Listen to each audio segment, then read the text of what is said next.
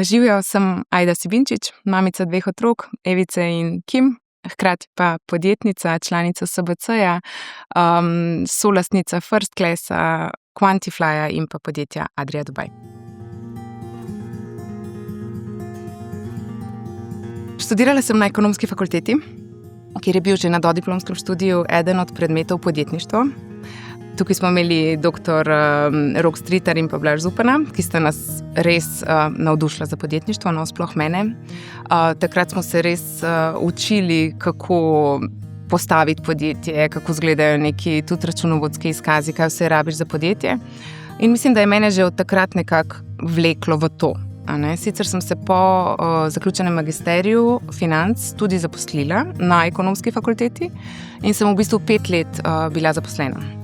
Ampak me je ves čas nekako vleklo v to podjetništvo. Tako da sem takrat tudi z kolegico ustanovila prvo podjetje. Imenovalo se je Nekto, spomnim se, da sva se res veliko ukvarjala s tem, kako bo ime, kako bo logo, vizitke, manj pa s tem v resnici, kako bova zaslužili denar, oziroma kaj bo tisto, oziroma kako bova izstavljali račune in vse to. Tako da me je takrat kar hitro zadela tista realnost, da podjetništvo pa ni tako lahko, kakor se mogoče zdi na prvi pogled. Pa sem imela srečo, da so me v bistvu takrat na faksu tudi podprli, da smo lahko še naprej sodelovali. Ampak jaz sem kar vztrajala in sem potem čez neki let, oziroma ko je bila moja starejša hčerka stara 1 leto, ker sem takrat med porodniško pač mogla nekako opustiti to podjetje, še vedno sem nekaj delala, ampak nisem mogla več toliko razvijati, da sem potem takrat s trenutnim partnerjem Tilom Lajovicem začela razvijati to idejo Business Classa. To je v bistvu bilo najino prvo podjetje. Hobi projekt, neprofiten program v bistvu za povezovanje mladih talentov z uspešnimi večjimi podjetji. Recimo takrat so nas podprli že na začetku Petrol, takrat še Gorenje, danes Hisense, Mercator in tako naprej. Poslovni model pa je bil, da v bistvu mi odpremo na trgu en tak program, ki mladim, ki so že zaključili fakulteto, doda še mehke veščine in pa ta mindset, kako podjetje sploh deluje, kako se recimo nabava, prodaja, proizvodnja med sabo povežejo, ker velikrat, ko sem jaz delala še na Ekonomski fakulteti, so pač podjetniki ali pa gospodarstveniki, menedžerji rekli, ko pridejo mladi iz faksa, imajo neko teoretično znanje, nimajo pa tega nekega praktičnega uvida, kaj to sploh pomeni, pa kako to, če oni svojega dela ne naredijo v redu, vpliva nekako na drugo osebo in tako naprej.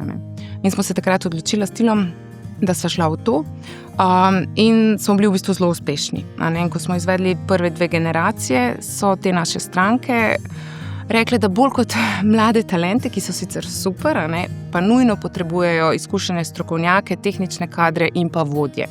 In potem smo nekako organsko odprli First Class, ki je pa v bistvu zdaj trenutno, da rečem, naše bazično podjetje, iz katerega tudi vse izhaja. Biti mama in podjetnica, jaz imam še zdaj včasih slabo vest, ker sem v bistvu obe porodniški zraven tudi delala. Jaz si včasih tako, ko gre kakšna kolegica na porodniško, pa res uživa, si tako mislim, a bi jaz to sploh zmogla, ker sem pa tudi tako, da me res zanimajo stvari, ful sem radovedna, ne morem biti pri miru. Tako da jaz mislim, da je meni to čist naravno v resnici in sem vedno dobro balansirala to. Ključno pa je, vsaj zame, da imam ful podporo družine, tako pač kot moža, starih staršev. Imeli smo tudi varuško eno obdobje. Organizirati se možno. Jaz mislim, da optimizirajo vse, kar optimiziraš lahko. Outsourcajo vse, kar je pač urna postavka nižja od tvoje urne postavke, ki jo lahko dosegaš na trgu. In mi imamo res pač z optimiziranje stvari v nulo. Jaz recimo nimam avta, zato ker pač iščeš parking, ga moraš peljati v pralnico, na tehnični pregled, ti vzame ful časa. S taksijem pridem iz ene točke na drugo, recimo 2-krat hitrej tlele po Ljubljani, če bi pa mogla iskati še parkinge in vse te zadeve. Kot ženska v poslu, jaz mislim, da je spet vse odvisno od tvojega mindseta, kako si ti to vzameš. Jaz vedno gledam na to, da smo vsi enaki, vsi ljudje smo povezani, in ne vidim nekih večjih izzivov kot ženska. Je res, da imam močen network, ker sem že v bistvu od faksa naprej bila del mnogih združenj, ne, in nekako osebno poznam tudi veliko odločevalcev, pa mi je zato mogoče malo lažje, ne, da ko odpiram vrata, pridem nekako k kolegom praktično, ne. In vedno smo se dobro razumeli. Jaz delam stvari zelo sproščeno, no, in rada delam tudi z ljudmi, ki so sproščeni, tako da z našimi strankami imamo z vsemi zelo prijateljske odnose, rešujemo včasih težke izzive skupaj, ne, ampak če se zraven še nasmejemo, pa je pač vsak dan toliko boljši. Ne. V vseh naših podjetjih nas je trenutno 16, kar sicer ni veliko, recimo glede na druge člane SBC, je pa res, da je to storitvena dejavnost, ne, in je to vseeno za ta nivo posla v Sloveniji že velika ekipa, tako da na koncu meseca moramo poskrbeti za plače, ne? Zato smo se v bistvu tudi zdaj, ko se nekako že zadnje leto stvari na trgu gospodarsko malo lomijo, ne?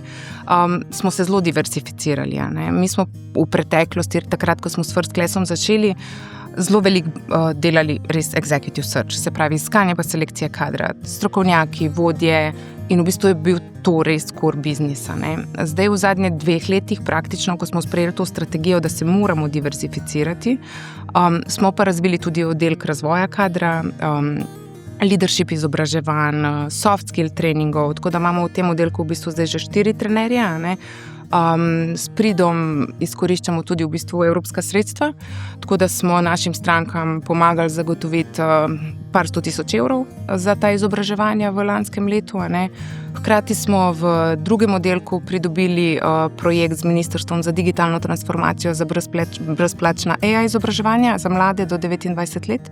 To je en tak res fulušten projekt. V bistvu podjetja dobijo brezplačne dvodnevne delavnice za njihove zaposlene in ful so zadovoljni. No. Ful so visoke ocene, mladi res veliko tega odnesejo. Tako da ja, smo se diverzificirali. Vstopili smo tudi v solastništvo podjetja Quantifly v lanskem letu. Solastniki so tudi določeni člani SBC-ja, tako da sem ful vesela, da v bistvu delamo skupaj tudi na takih poslovnih projektih. Ne? In to je en produkt, kjer vidimo ogromen potencial. In v bistvu zdaj, mislim, da smo mi solastniki 3 mesece bo, se kaže zelo lepa rastno prihodkov interesa, ker je orodje za management odločanje. Se pravi, poveti recimo lastniku ali pa menedžerju, direktorju, a ne, pove, kaj se dogaja v timih spodi. Ker ti, ko si na vrhu, velikrat ne veš, kaj se ti dogaja. A ne, dobivaš informacije, a ne, zbiraš skupaj, ampak ne veš točno, koliko so zavzeti tvoji zaposleni, kje je mogoče nevarnost, da bo kdo zapustil tim, kje mogoče rabijo kak soft skill training ali pa karkoli takega, da bo podjetje na koncu bolj uspešno. Ko sem začenjala svojo podjetniško pot, ko sem videla, da ni tako lahko, kot je, sem si predstavljala, da bo, a ne, na faksu mi je šlo super, vse bilo tako lahko. Pol sem pa prišla na to podjetniško pot, ki je bila precej bolj zahtevna, a ne, in ugotoviš, da pač rabiš prihodke vsak mesec, pa takrat sva bile 2, a ne, ampak še zmeri ti moraš zagotavljati plače. Tako da včasih me je zelo skrbelo, pa tudi potem, ko sem rodila, se mi zdi, da ko postaneš mama, je to kemijsko v možganih, da se ti ta anksioznost malo poviša, ne. Takrat sem imela malo izzivov tudi s tem, z neko, da rečem, zaskrbljenostjo, je res prav, da jaz zdaj to delam, zakaj se moram vedno tako gnati, grem raje nekam v službo, pa vsak mesec dobim plačo in tako, a ne.